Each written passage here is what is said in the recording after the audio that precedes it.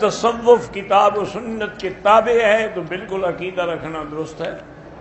بہرحال جاوید غامدی صاحب جو ہیں ان کے بارے میں علماء نے ان کے رد میں بڑی الحمدللہ کتابیں لکھ دی ہیں۔ وہ بیچارہ راستے سے بھٹکا ہوا آدمی ہے، لیکن ہم اللہ کے حرم میں بیٹھے ہم دعا کرتے ہیں کہ اللہ اس کو ہدایت دے، ورنہ اس نے تو نعوذ باللہ ایسے ایسے کفر کے کلمات اختیار کیے ہیں، جیسے قرات سبع کا وہ منکر ہے کہ قراتیں 7 نہیں ہیں، حالانکہ وہ احادیث سے ثابت ہے اور تمام تواتر سے صحابہ تابعین آج تک پڑھی جاتی ہیں۔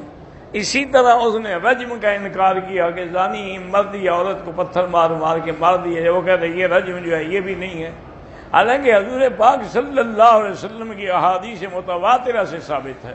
پھر خلفائے راشدین کے زمانے میں باقاعدہ رجم ہوئی ہے، تو اس لیے اس کا جو موقف ہے نا جی کہ بخاری شریف میں شیعہ راوی ہیں، تو یہ اس کا موقف بھی عجیب ہے۔ اصل میں بات یہ ہے کہ پہلے دور میں جو شیعہ تھے فرق ہے، ایک ہے سبی شیعہ تبرع باز جاہل، ان سے کوئی روایت نہیں لیتا، لیکن بعض لوگ ایسے ہوتے ہیں جو تفضیلی ہوتے ہیں کہ صرف حضرت علی کو فضیلت دیتے ہیں باقی اصحاب پر، اگر وہ سچے ہوں اور حافظہ ٹھیک ہو تو اس کی روایت لے لی جاتی ہے، تو اس کو تمام محدثین نے لیا ہے۔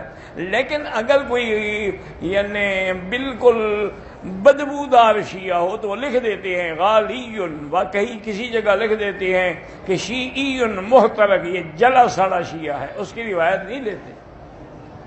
بس غامدی صاحب کو پتہ نہیں کیا تکلیف ہو گئی ہے۔ اگر آیات میں نسخ آیا ہے تو حضور پاک نے صحابہ کو سمجھا دیا ہے، قرآن میں خود ہے کہ ما ننسخ من آیت او مثلھا نؤتی بہا خیرا منھا، تو نسخ کا انکار کرنا جو ہے یہ بھی جہالت ہے۔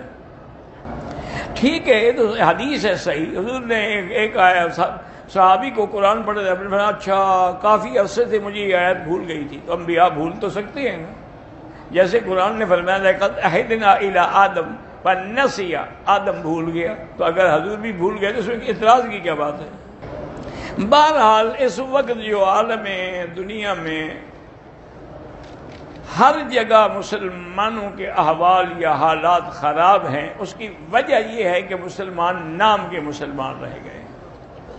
لم یبق من الاسلام الا اسمہ ولا من القرآن الا رسمہ، کہ اسلام کا نام ہے، قرآن پڑھتے ہیں لیکن عمل نہیں کرتے۔ تو جب ہم نے اسلام چھوڑ دیا، قرآن چھوڑ دیا، نتیجہ یہ ہے کہ اللہ کی رحمت نے بھی ہمیں چھوڑ دیا۔ جیسے کہ کسی نے کہا تھا کہ وہ معزز سے زمانے میں مسلمان ہو کر اور ہم خوار ہیں آج تارک قرآن ہو کر۔ آج بھی اگر ہم قرآن و سنت کی رسی کو مضبوطی سے پکڑ لیں تو اللہ ہماری ضرور مدد فرمائیں گے، کیونکہ اللہ کا وعدہ ہے حقاً علینا نصر المؤمنین، کہ ہم ایمان والوں کی مدد، لیکن ایمان نہ ہو تو کیوں مدد کریں؟ کس چیز پر طواف کرانے سے، کس چیز پر، کیا پیدل کرو کسی چیز پہ، جو معذور ہو وہ کسی ویل چیئر پہ کرے گا۔ حضور کی زیارت کے لیے درود شریف زیادہ پڑھیں اور حضور کی سنتوں پہ چلیں اور حرام کھانے سے بچیں، بد نظری سے بچیں۔ میرا بیٹا ہے جو 9 دن کا ڈرتا ہے، اس کو آپ خود ہی آیت الکرسی پڑھ کے دم کر دیا کریں ہر نماز کے بعد۔ اگر کسی زندہ بندے نے آپ سے کہا ہے تو آپ عمرہ کر سکتے ہیں۔ بہرحال آپ نے والد کے کہنے پہ عمل کیا ہے تو اللہ پاک چاہیں گے تو بعض اوقات کسی کو ہم برا سمجھتے ہیں لیکن اسی سے اللہ پاک خیر برآمد کر دیتے ہیں کہ جی میری بیوی بدصورت ہے، ہو سکتا ہے اس سے اللہ آپ کو اولاد اچھی دے دے جو قیامت تک تمہارا نام روشن کرے۔ اگر بیوی خوبصورت اور اولاد نافرمان اور شقی اور بدبخت پیدا ہو جائے تو اس کی خوبصورتی کا کیا فائدہ ہوگا؟ جمعہ کے دن غسل کرنا جو ہے وہ سنت ہے، جمعہ رات نہیں، جمعہ کے دن غسل کرنا سنت ہے۔ کوئی پیغمبر عالم الغیب نہیں، نہ ہمارے نبی علم غیب جانتے ہیں۔ اللہ نے اعلان فرما دیا ہے قل لا يعلم من في السماوات والارض الغیب الا اللہ، اللہ کے سوا کوئی غیب نہیں جانتا۔ اللہ اطلاع کر دیتے ہیں، خبر دے دیتے ہیں، اظہار فرما دیتے ہیں، لیکن علم غیب نہیں، علم غیب خاص ہے خدا ہے۔ مجھے جدے لے گئے بہرحال ان کے پاس سے آیا، اب مجھے یہ بتائیں کہ کوئی غلطی نہیں کی، جدہ میقات نہیں ہے، جدے سے آدمی احرام نہ باندھے تو کوئی حرج نہیں۔ میں تہجد گزار بننا چاہتا ہوں لیکن نیند غالب آ جاتی، عشاء کے بعد ہی تہجد پڑھ لیا کرو۔ اللہ کے ہاں قبولیت ہے تو آپ طالب علم ہیں، دین پڑھ رہے ہیں۔ میں نے عمرہ کر لیا ہے، اب دوسرا عمرہ کرنا چاہتا ہوں، کر سکتے ہیں، مسجد عائشہ سے کریں یا جیرانہ سے کریں۔ اللہ ہر مسلمان کو بار بار حرمین شریفین کی حاضری نصیب کرے۔ کسی انسان نے خواب دیکھا ہے، اگر اچھا خواب ہے اللہ مبارک کرے۔ ایک سفر کے دوران کئی عمرے بھی آپ کر سکتے ہیں۔ نماز کے دوران سورتوں کو ترتیب سے پڑھیں، افضل یہی ہے۔ مردہ شخص کو بھی اگر قرآن پڑھ کے بخش سکتے ہیں۔ ہمارے ہاں بہنوئی سے پردے کرنے کا رواج نہیں، لیکن شریعت میں پردہ ہے۔ میری عمر 22 سال ہے، مجھے غلط خیالات بھی آتے ہیں۔ والدین کو شادی کے لیے کہتا ہوں، وہ نہیں مانتے، 2 رکعت نماز پڑھ کے دعا کریں۔ بال چھڑ کی بیماری ہے، اللہ شفا عطا فرمائے۔ میاں بیوی کی چھوٹی سی تکرار پہ لڑکی کو گھر بٹھا لیا، اللہ ان کو ہدایت دے۔ تکرار ہوتی ہے گھر میں۔ امام نے اگر ظہر کی نماز سے پہلے 4 رکعت سنت نہیں پڑھی، نماز ہو جاتی ہے، بہرحال وہ سنت موقدہ پڑھنی چاہیے۔ اگر عدالت نے طلاق دی اور شوہر کو نہیں بلایا، پھر تو نہیں ہوگا وہ طلاق۔ انشورنس کرانا بغیر عذر کے جائز نہیں ہے۔ یہاں پر اسلامی تعلیم حاصل کرنے کے لیے اپنے ملک میں سعودی سفارت خانے سے رجوع کریں۔ جو بھی مشرک ہو اس کا ذبیحہ حرام ہے۔ نبی پاک پہ جادو کا اثر ہوا تھا، یہ تو بخاری شریف کی حدیث میں ہے۔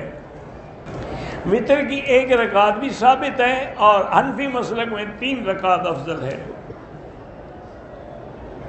میں نے کعبے کے غلاف کو چھوا تھا، کوئی بات نہیں۔ عمرے کے بعد احرام دھونا کوئی ضروری نہیں۔ فرض نماز کی 3ری رکعت میں سورۃ فاتحہ کے بعد اگر سورت پڑھے تو حنفی مسلک میں سجدہ سہو ہے۔ میں نے مرغیاں پالی ہوئی ہیں، لیکن بلی کھاتی، حفاظت کرے۔ تم بلی کا مقابلہ نہیں کر سکتے تو کافروں کا کیا مٹی مقابلہ کرو۔ امام صاحب جب اچھی طرح سلام پھیر لیں، بہتر یہی ہے کہ دونوں طرف سلام پھیر لیں تو آپ پھر سلام پھیریں، کیونکہ بعض ہمارے بھائی جو ہیں وہ جلدی سے امام سے بھی پہلے سلام پھیر لیتے ہیں۔ کتا حفاظت کے لیے رکھنا جائز ہے۔